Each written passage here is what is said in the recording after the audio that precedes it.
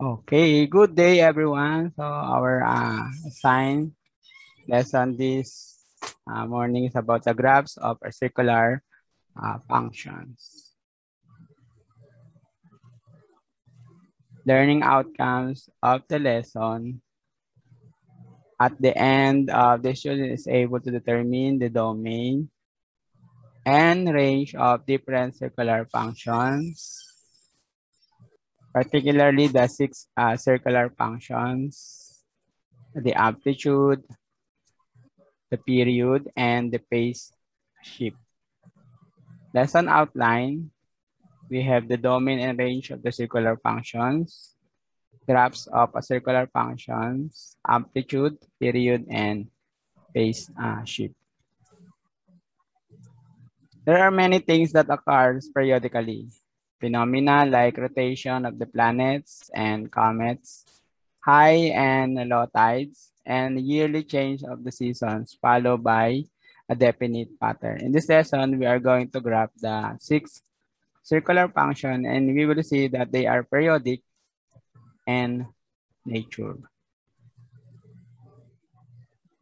Okay, for the review, we are going to recall that a real number x, particularly in sine x, is also the same with the sine of angle theta. For any angle theta with measures of x radians. And that sine theta is the second coordinate of the point P of the angle theta on the unit circle. Titingnan natin, i-observe natin to. Meron tayong example nito ng unit circle. Since hx corresponds to an angle, we can conclude that first, the sine x is defined for any real number x, or the domain of the sine function x is real, or what we call real number, the set of real numbers. Yun yung first observation. Mamaya makikita natin sa kanyang circular functions. And the range of the sine is the set of all real numbers between -1 and +1 inclusive. It means that the value of the range is in the form of the set of y such that y where y is in between -1 and +1. So, kasama yung -1 at yung +1. Okay, for example, ito yung circular function natin, unit circle, meaning to say that the radius is 1. Then, yung mga special point on the circle, then its coordinates. So, for example, yung nakikita nyo dito, let's say meron tayong point P as meron siyang coordinates na square root of 3 over 2 and 1/2. So, isa lang yon sa mga point nung nasa unit circle and the rest. Okay?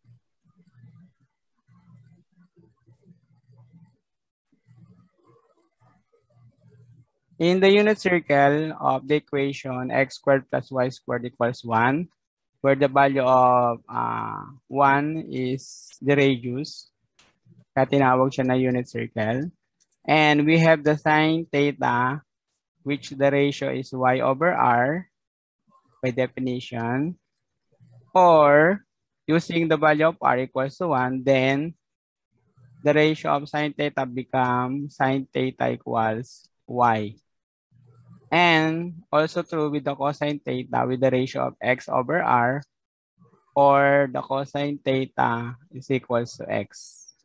So using the point P, x, y, yung ating tinatawag na coordinates or ordered pair, then by the trigofunction or trigonometric identity of cosine theta, sine theta, since the value of x is the same with cosine theta and the value of y is also the same with sine theta. Particularly, ibig sabihin lahat ng mga first coordinate na nakikita nyo ngayon dito sa unit circle Yon ang ating cosine theta. Then, yung mga y coordinates naman, y coordinates, or yung second coordinates, yun naman ang value ng ating sine theta. Okay. In particular, magbigay tayo ng value. Okay. So, yan natin na. So, for instance, we give the a point, 1 point on the unit circle. Let's say, meron tayong point, yung point ng pi over 6. Ba, yung angle ay pi over 6 or sa degree ay 30 degrees. Ang kanyang magiging coordinates ay square root of 3 over 2 and 1/2. Ibig sabihin, pag ginamit natin yung definition ng cosine theta, comma sine theta,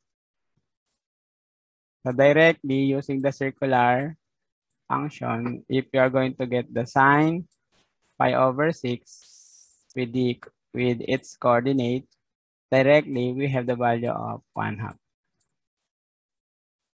Ayan. So find sine pi over 6 and that is 1/2. Also true with cosine pi over 6. And it is square root of 3 over 2. Okay? Approximately, it is 0.866. Then, ito namang 1/2, ano naman ito tinatawag siya na terminate fraction, kaya siya ay magiging 0.5 na lang. Okay? So, yun yung paggamit natin ng trigonometric order pair, cosine theta, comma sine theta.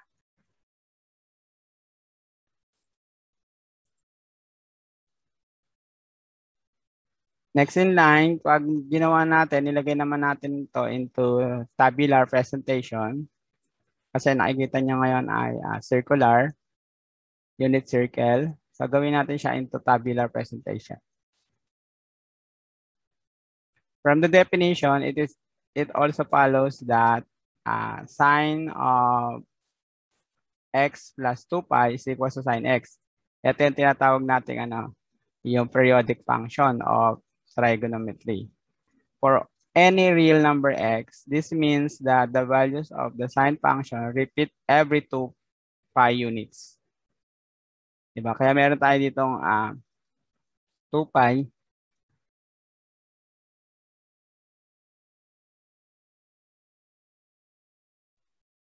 Ibig sabihin, every 2 pi, doon na nagkakaroon ng repetition. It means, we say that the sine function is a periodic with period of 2 pi.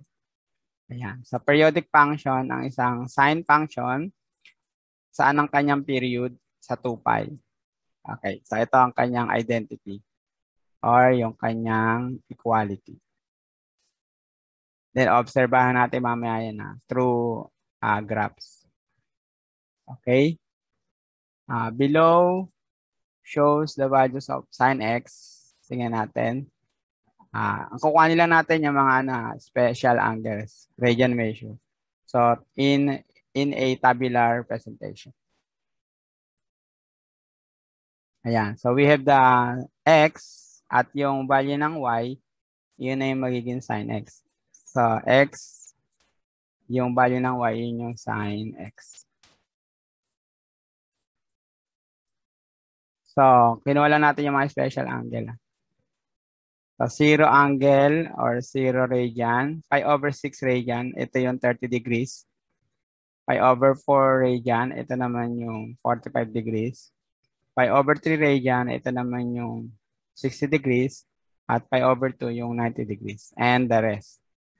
Ang kinuha lang natin ay from 0 radian to 2 pi. Kasi di ba sa 2 pi, doon nagkakaroon ng repetition. Then, ang value ng mga sine x sa 0 radian is 0. pi over 6. Sine pi over 6 is 1/2. Sine pi over 4 square root of 2 over 2. Sine pi over 3 is square root of 3 over 2. And sine pi over 2 is 1. Then, pag kinuha natin yung kanyang approximate decimal, so 0.5, 0.71, 0.87, and 1. Then, mapapansin mo, nagkakaroon na lang siya ng repetition, ng same value, pero iba naman yung kanyang x-coordinate. Okay, ngayon, ipakita naman natin ito into graphs para maobserbahan natin kung saan nagkakaroon ng pagtaas at pagbaba. O yung tinatawag natin increasing and decreasing doon sa ating graphs. So, ipakita natin yan. So, gumamit tayo ng isang graph application. So, ang gamitin natin ay ang Desmos. Oo. Okay, so gamitin natin ang Desmos. Anyway, ang Desmos naman ay meron naman silang free using or pre-use. Okay, dito sa left side ng makikita nyo yung table. Ginawa lang natin siyang vertical position. Ito rin yung nandun kanina sa table natin. From 0 radian hanggang 2 pi. Okay, so hanggang 2 pi yung ginawa natin. Kasi tingnan natin kung yung period na yun, gamit itong Desmos para ma-observe natin yung kanyang period and repetition. Napakita natin yung graph nung actually ito ay y equals sin x.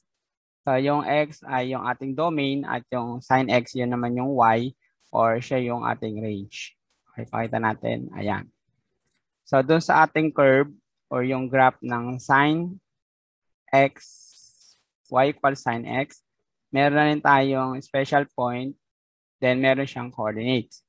For example, ito ay ang 0, 0, which is the origin. Ito naman ang pi over 6.5, pi over 4, 0.707, pi over 3, 0.86, pi over 2, 1. So, maobserbahan natin dito sa first 5 na kinuha natin ng mga coordinates. Unang-una, yung curve or yung graph ng sine function ay passing through origin. Ayun ang unang observation. So, dumadaan siya sa origin. Kaya yung graph natin, dumaan sa origin, ibig sabihin, meron na tayong idea na ang isa sa mga property ng y equals sin x passing through the origin. Yun yung first observation. Next, ang second observation, pansinin mo, from 0 to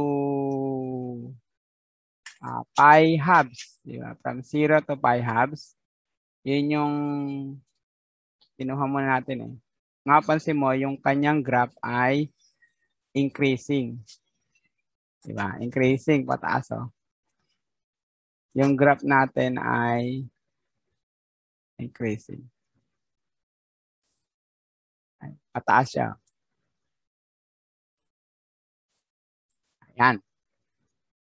Okay, so nangyari yon from 0 to pi half radian or pi halves radian. Ganon din, kung sa real number naman natin titingnan, from 0 to 1, yung domain na 0 to 1, increasing din, di ba? Increasing din na yung ating value. Increasing, pataas. Okay?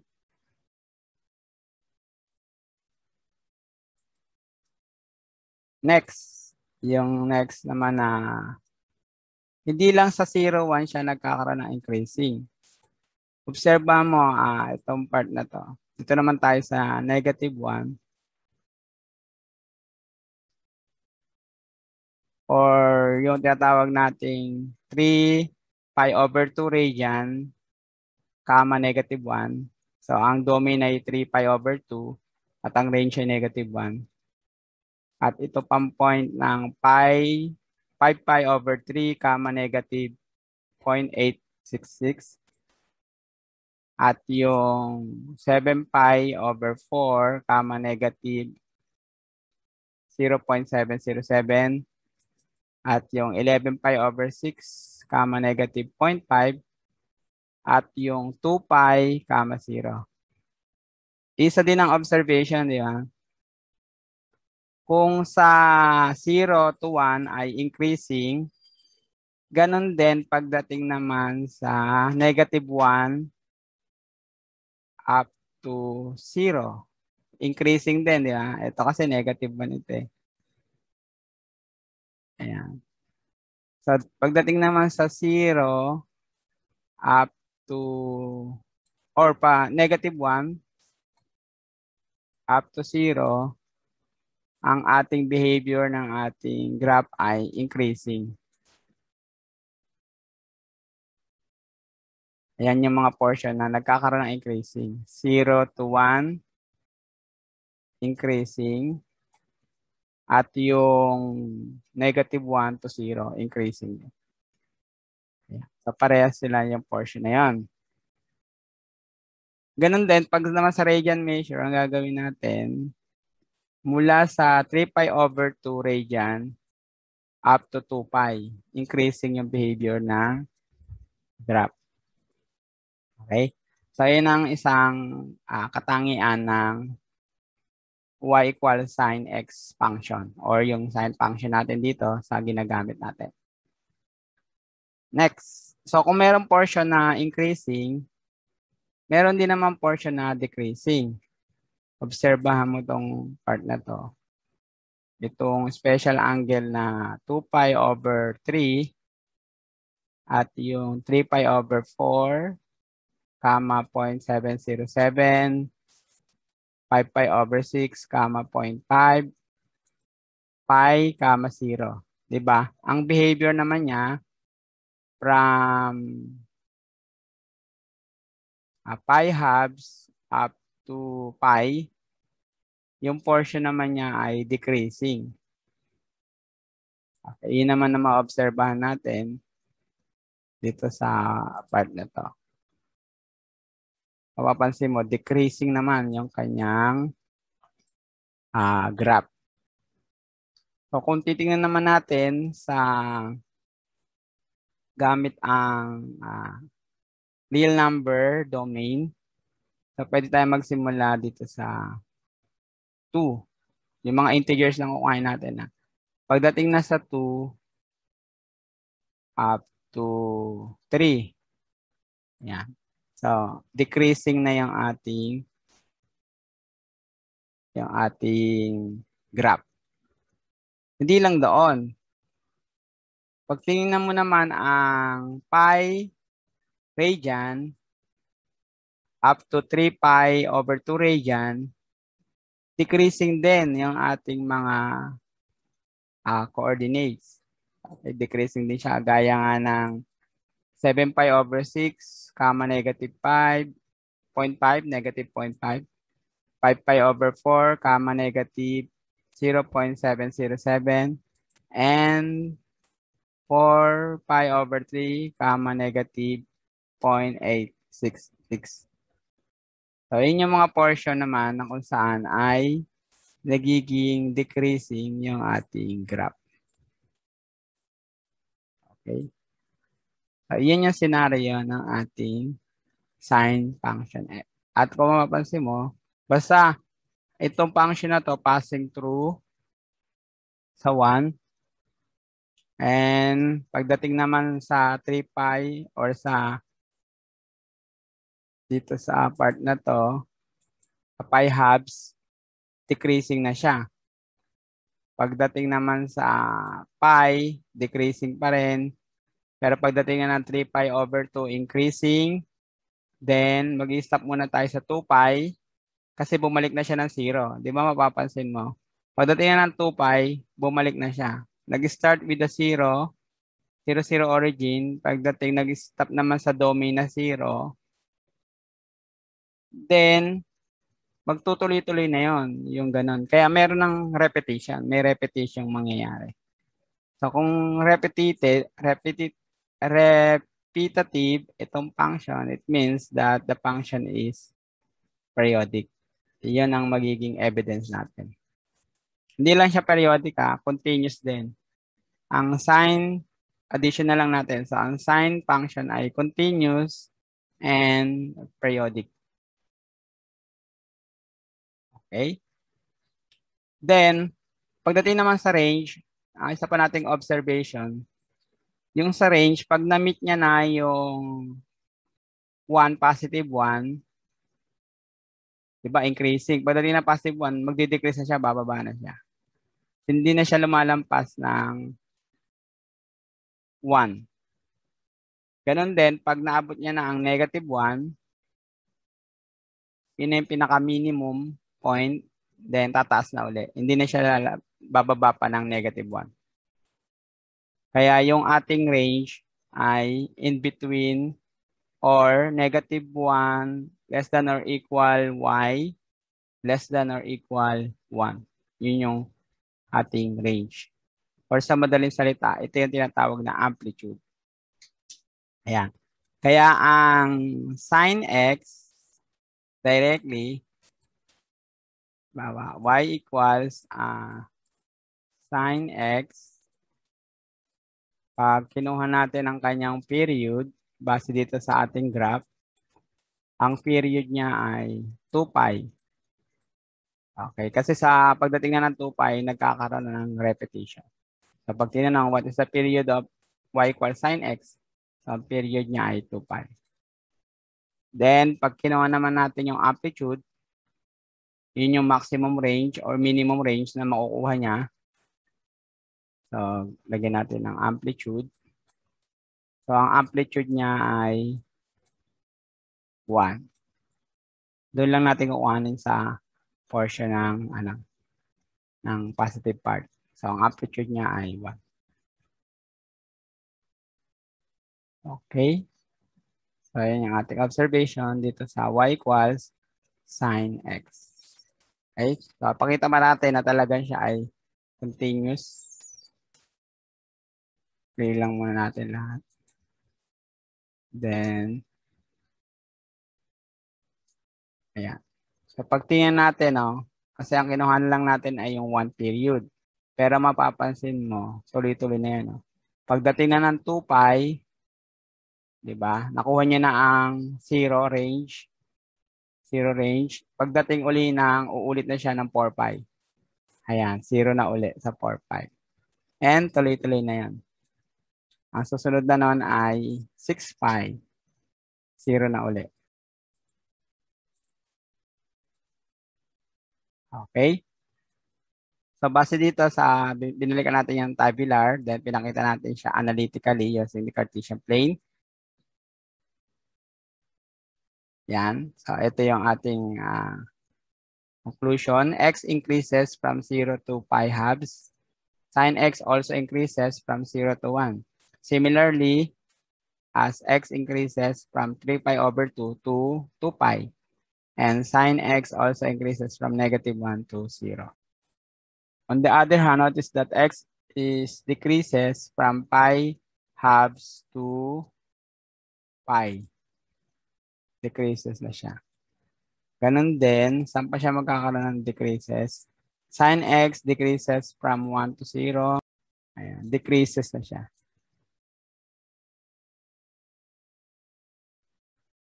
Pagdating ng pi to 3 halves pi, decreases.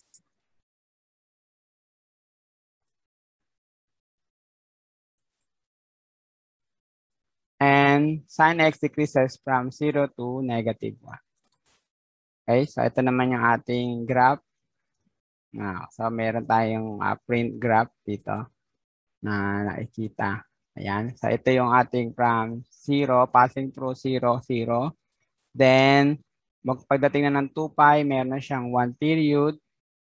Then, pag tinuloy-tuloy natin yon, in-extend natin yung ating graph, Ayan, 2 pi, then uulit siya ng 4 pi, uulit ng 6 pi, and so on. Okay, so ang gagawin lang natin, palitan lang natin ito ng sin x. So, yun pa rin yung ating x coordinate. Gagawin lang natin itong cosine x. Ayan. So, ano na ngayon na ma-obserbahan natin dito? Mag-start lang tayo with 0, then hanggang sa 2 pi. Ito. Ayan. So, mapansin mo, ang cosine x passing through siya sa 0, 1. Doon naman siya dumaan. Yun naman ang kaibahan niya pagdating sa sin x. Kasi ang cosine x ay hindi siya dadaan ng origin, kundi passing through 0, 1. Dito siya agad. Lagay natin passing through or PT. Ayan. Pwede rin nating sabihin na yan ang kanyang y-intercept. Ayan, di ba? Y-intercept. Yun na lang gamitin natin term. O gamitin natin term ang y-intercept.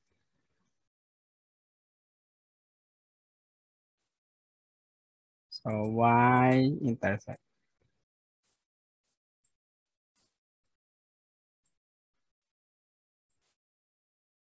Next. Ayan. Okay, tingnan naman natin yung increasing and decreasing. So, from 0 to 1. So, 0 to 1. Decreasing, no? Pababa yung ating graph.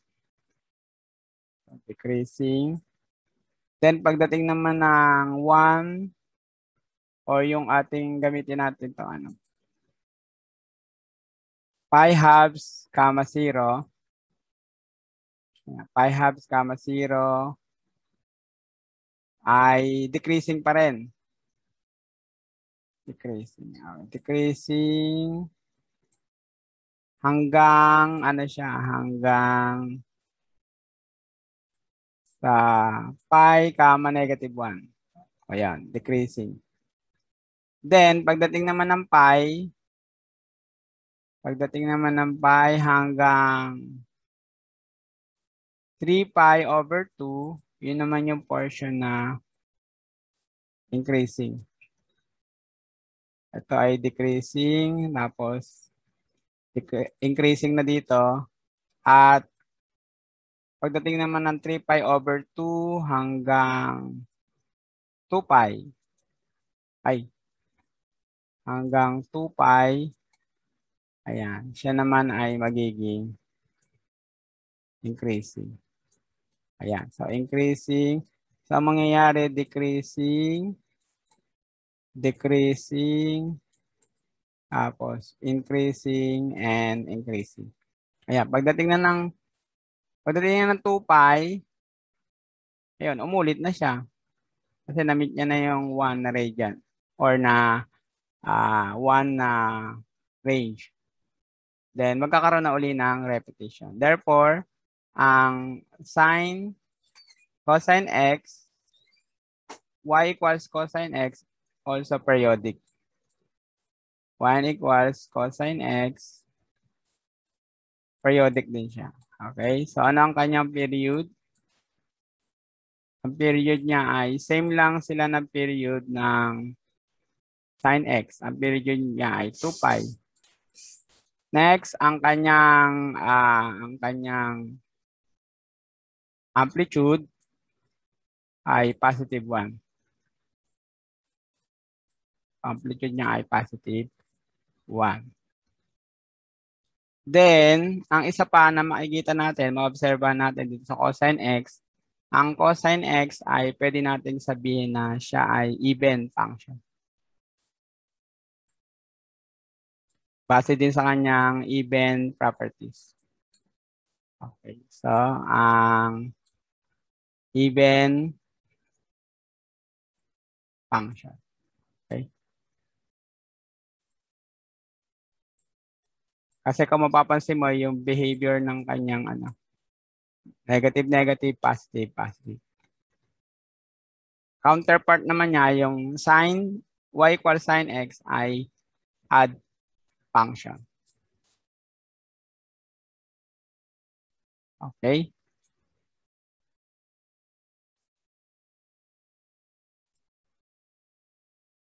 Okay, so pagdating na ng 2 pi, nandun na yung kanyang period at maobserbahan natin, iyon ay uulit na ng uulit kasi na-meet niya na yung kanyang repetition. So, sa 2 pi ay na-meet niya na yung 1. Ang ulit na nun ay sa 4 pi. Tapos, pwede pang umulit yun sa 6 pi. At pwede pang umulit yun sa 8 pi. And so on. So, ganun din ang kanyang repetition multiples of 2 pi. Then, and we generally conclude that y equals cosine x is also periodic function.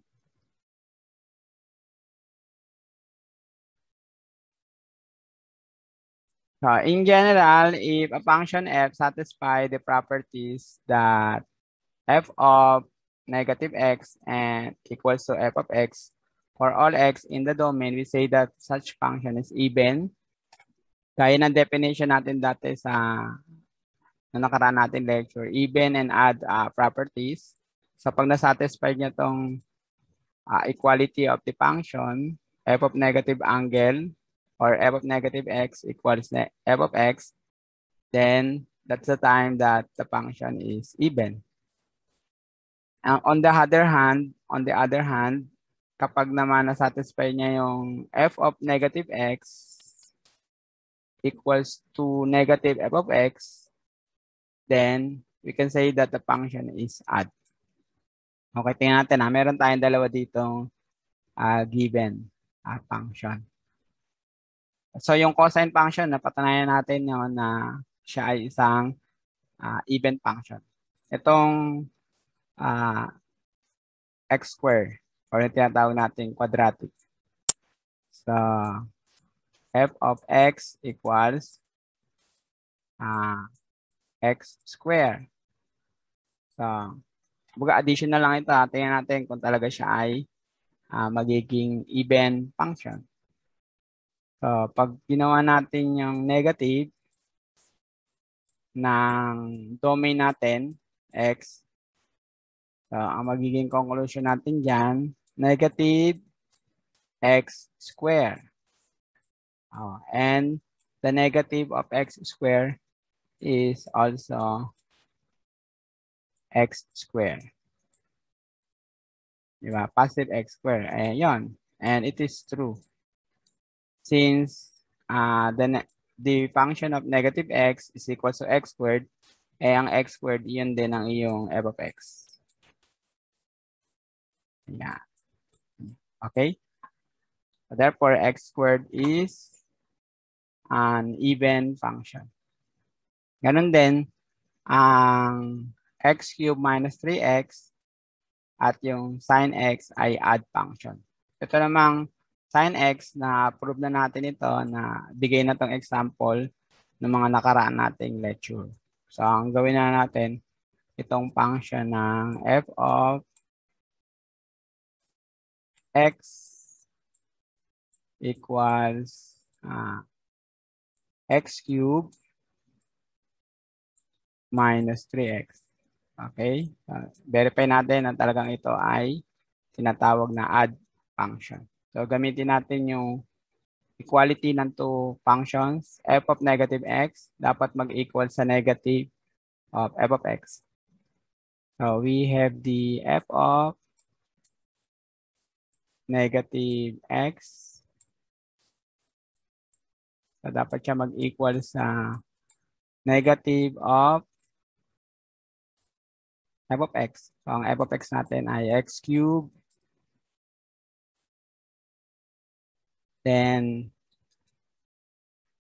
undo. Lagay pa rin natin yung negative x. Okay. So, negative x cubed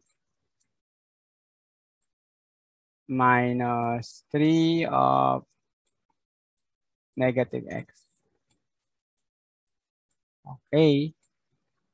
So we have the negative x cubed is also negative x cubed. Negative 3x times negative 3 is positive 3.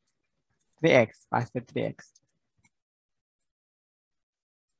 Then, meron pa tayong negative sa labas, di ba? So, distribute natin negative sign. So, magiging x cubed minus 3x. Okay. So, f of negative x is the same as x cubed minus 3x. Eh, siya din yung f of x eh. Diba? Siya din yung f of x. So, it is true. Therefore, f of x, x cubed minus 3x is an odd function. Ayan. Okay, na-verify natin. And that's it.